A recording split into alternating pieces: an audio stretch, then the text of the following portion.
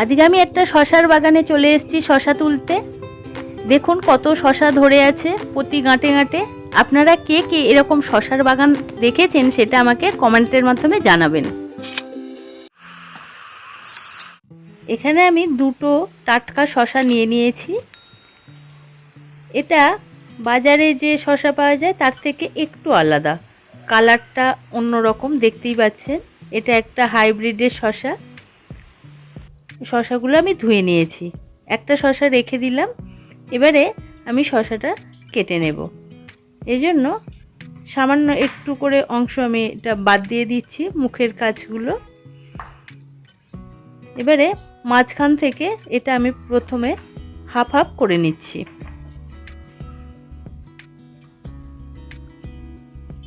আমি এই শশাগুলো আমার ইচ্ছা মতো সাইজের কেটে নিচ্ছি। আপনারা আপনাদের সাইজ মতো ছোট বা বড় কেটে নিতে পারেন।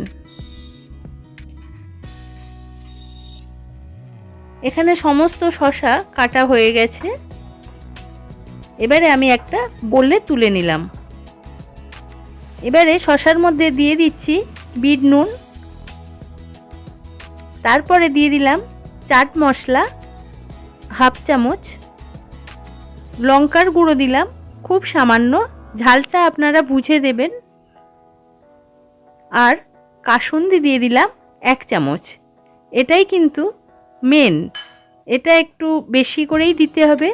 আর দিচ্ছি আধখানা পাতিলেবুর রস। কি জিভে জল চলে আসছে না? এবারে ভালো করে এই মশলাগুলো মিশিয়ে নিতে হবে। এখানেই কিন্তু শেষ নয়, আমি শেষে আর একটা ইনগ্রেডিয়েন্টস যোগ করব।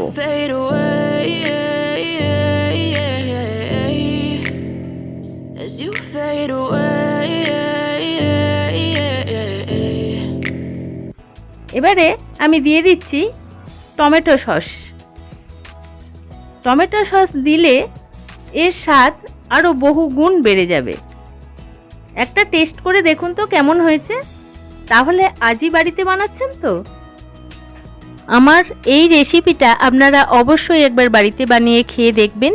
যদি ভালো লেগে থাকে তাহলে একটা লাইক দিয়ে চ্যানেলটা সাবস্ক্রাইব করে পাশে থাকা বেল বাটনটা অন করে রাখবেন। ধন্যবাদ।